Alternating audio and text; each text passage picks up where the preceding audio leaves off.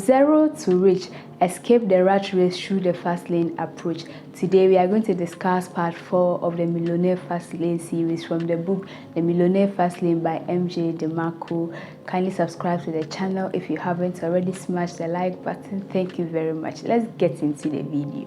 The first thing is for us to understand what the Fastlane is.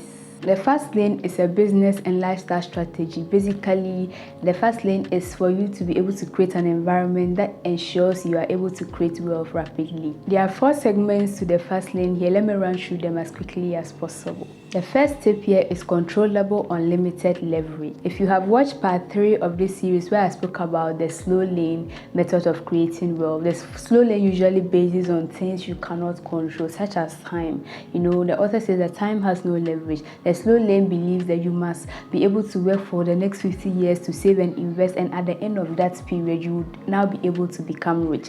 But here in the fast lane, we are saying controllable unlimited leverage. It bases on things you can control. In the slow lane, you cannot control time. You cannot control whether you always be employed or not. You cannot control whether you'll be alive here or not. But in the fast lane, it's based on certain businesses and lifestyle that you'll be able to create wealth rapidly. The second segment to the fast lane is actually a business. The center of the fast lane is for you to own a business, be self-employed, be an entrepreneur. It's not like the slow lane, which is based on having a job to be able to become rich. The third segment here is lifestyle, and here we are saying lifestyle choices. There are certain choices, there are certain events, there are certain processes you must be able to follow to be able to achieve this wealth we are talking about. And the final segment of the fast lane is rapid wealth creation. Unlike the slow lane, which is based on creating wealth in a slow way, the fast lane is based on the fact that you are able to create large sums of money or large sums of wealth within a confined period of time. As I have been discussing in the other points, that is the slow lane and the sidewalker. People who are also in the fast lane actually also have a certain mindset in which I want us to discuss them. The first one is their debt mindset. To them, debt is something they use to be able to build their systems. There's the slow laners are people who hate debt at all. We should never get into debt. Debt is a bad thing, but here they use debt as a leverage to be able to build the systems they want. The second one is their time perception. For them, time is the greatest asset you should have. They even value time over money because they know that if you're able to manage your time well and be able to do certain things, you'll be able to create wealth within a certain amount of time. The third is education perception. People who are in the fast lane believe that the moment you stop learning, that is your end. You will not be able to grow again. And so if you're in the fast lane, you keep learning. You have to keep expanding your knowledge. You have to keep expanding your horizon and all of that. The second point for us to discuss is the shadow behind get rich quick. The author indicates that successful fast laners get rich quick, but we shouldn't mistake get rich quick to be get rich easy. And so for get rich easy, it's usually Ponzi schemes. Bring this amount of money and in 5 days time you would have made this amount of money. Invest your money in this and in a 2 years time you make 100% of your investments and all that. But he says that in the fast lane you can actually get rich quick, and get rich quick is not a bad thing. In the job system, it is for you to get rich slowly, the slow lane. But in the fast lane, you are able to build systems in which you are able to make large sums of money within a period of time, which is get rich quick.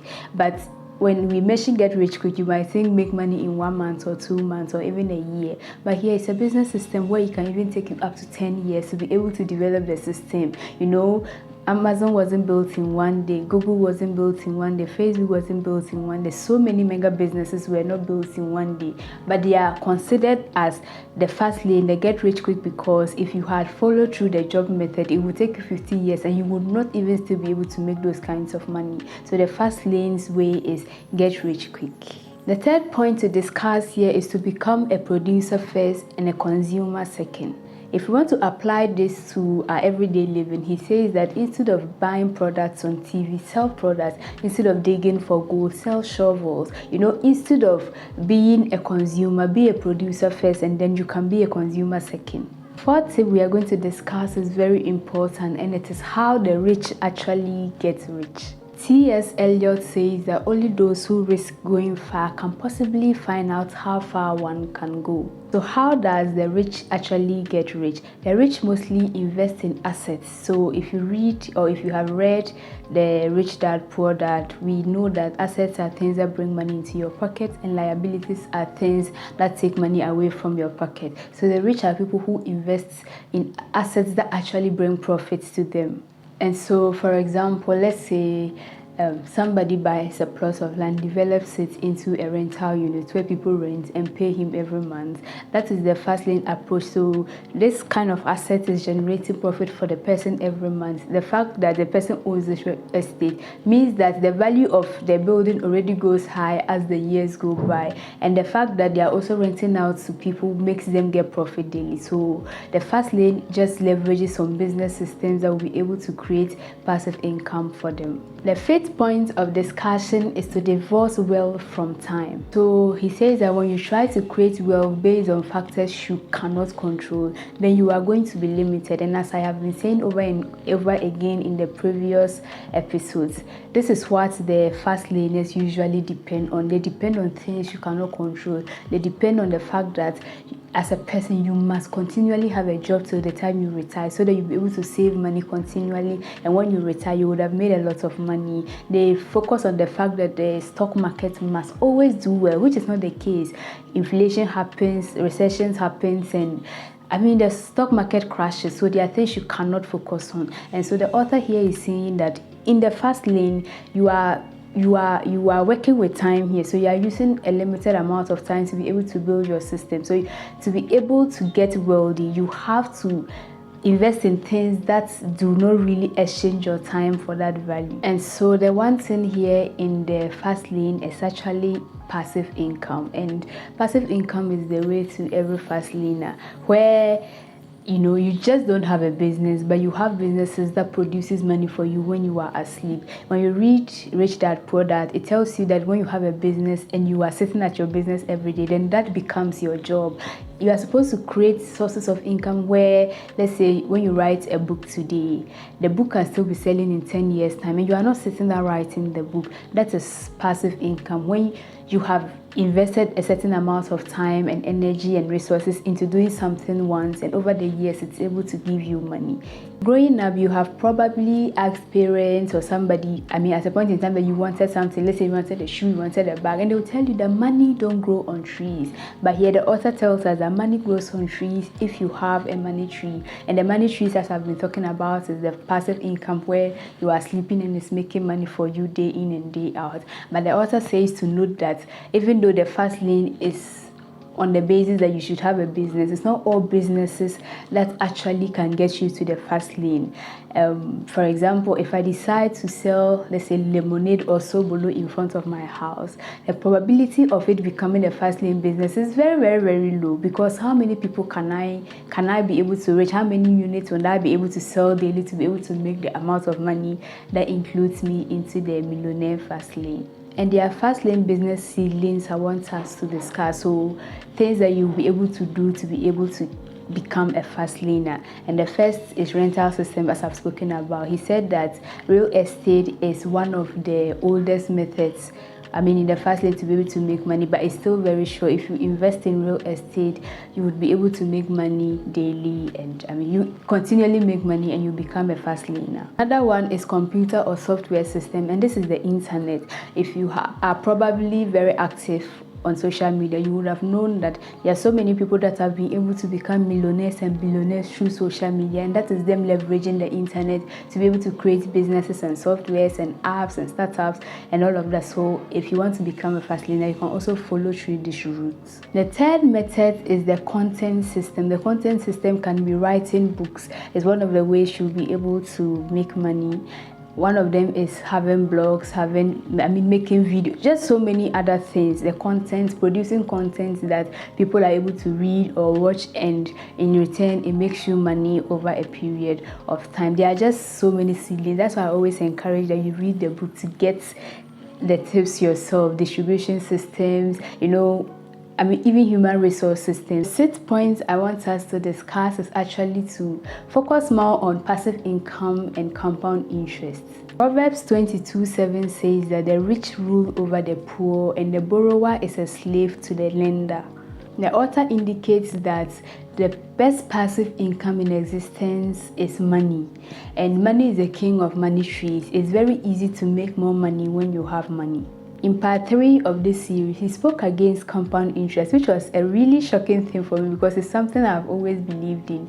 He said that for people who are in the fast lane, you're always told that invest, let's say 10% of your salary, which might be like 200 cedis or $200 every month, and for 50 years you'll be able to make money. But he says that this thing is very slow. This process is so slow. But it's not that compound interest is bad, it's the amount of money you put in that really doesn't make you get the yield you're supposed to yield. And so for fast laners, they make use of compound interest after they have made the money. And so if you have money right now, let's say if you have 1,000 cedis, instead of putting it in the stock market, it's better for you to invest it in yourself or invest in a business system. And after you have made all the money, you can start putting your money in a stock market to be able to earn more money. So for example, he said that if you have lots of money, let's say you have $10 million and you put it in an investment scheme that gets you 5% interest every month you'll be making over $40,000 just on the interest, right?